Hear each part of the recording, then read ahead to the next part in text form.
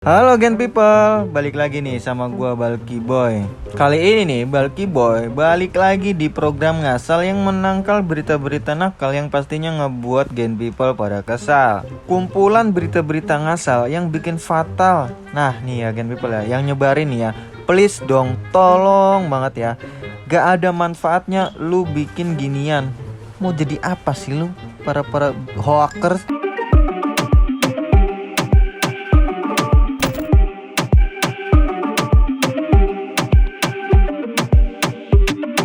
Nah jadi nih Gen People ya, berita pertama ini ada Yasona Lauli dipecat karena anak diduga monopoli bisnis di lapas.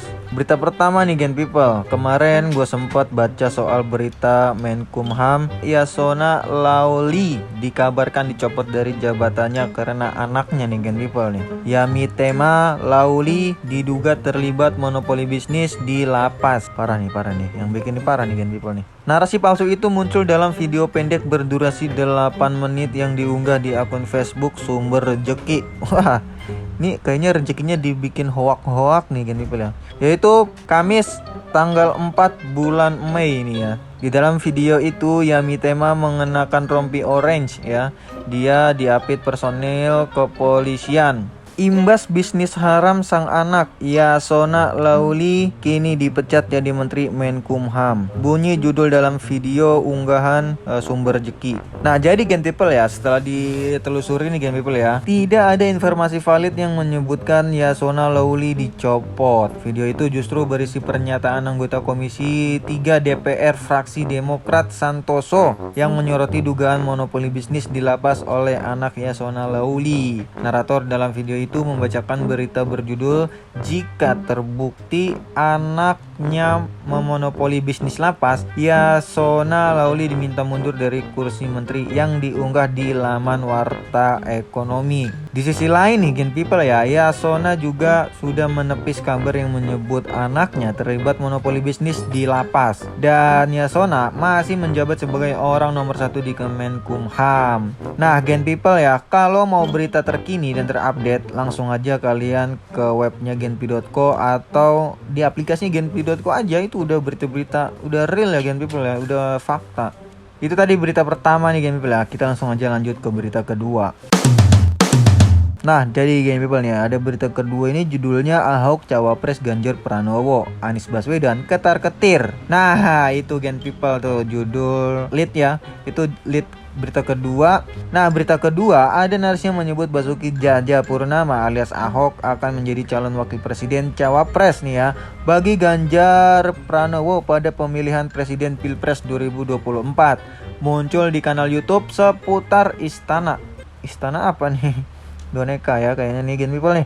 Dalam video yang diunggah pada 25 April 2023 itu disebutkan Anies Baswedan dan Ketua Umum Partai Nasdem Surya Paloh ketar-ketir. Thumbnail berisi gambar Ahok memakai jas merah. Dirinya seolah dibantu Ketua Umum PDIP Megawati Soekarno Putri mengenakan jas itu Gen People. Sementara itu nih Gen People nih, Ganjar Pranowo berada di kanan Ahok. Wih, mantap juga nih ya. Di belakang Ganjar dan Ahok ada beberapa politikus PDIP termasuk Puan Maharani.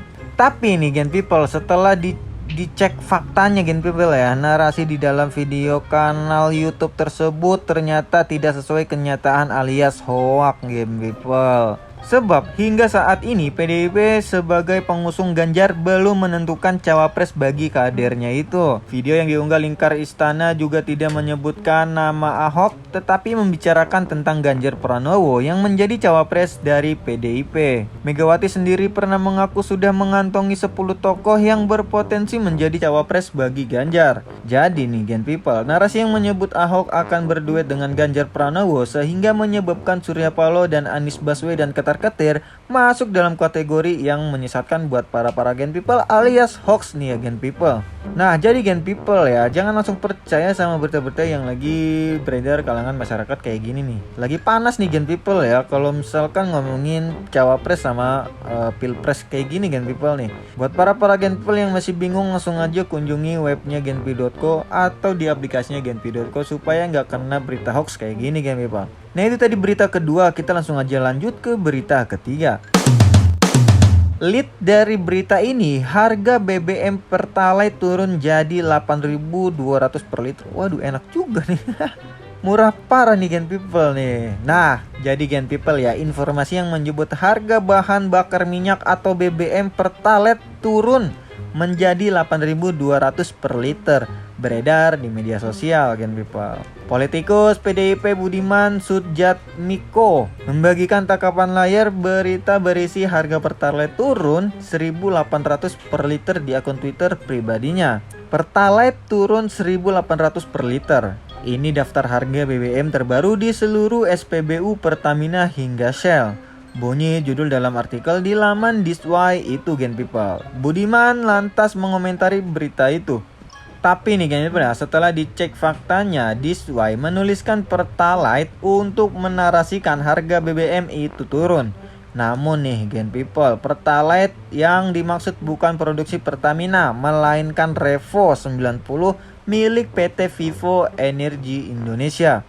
PT Vivo Energy Indonesia sendiri menurunkan harga BBM jenis Revo 90 sebesar 1.800 per liter pada pertengahan April 2023. Harga Revo 90 yang mempunyai oktan seperti Pertalite diturunkan dari 13.400 menjadi 11.600 per liter mulai 1 April 2023. Di sisi lain, harga Pertalite milik Pertamina masih berada di angka 10.000 per liter.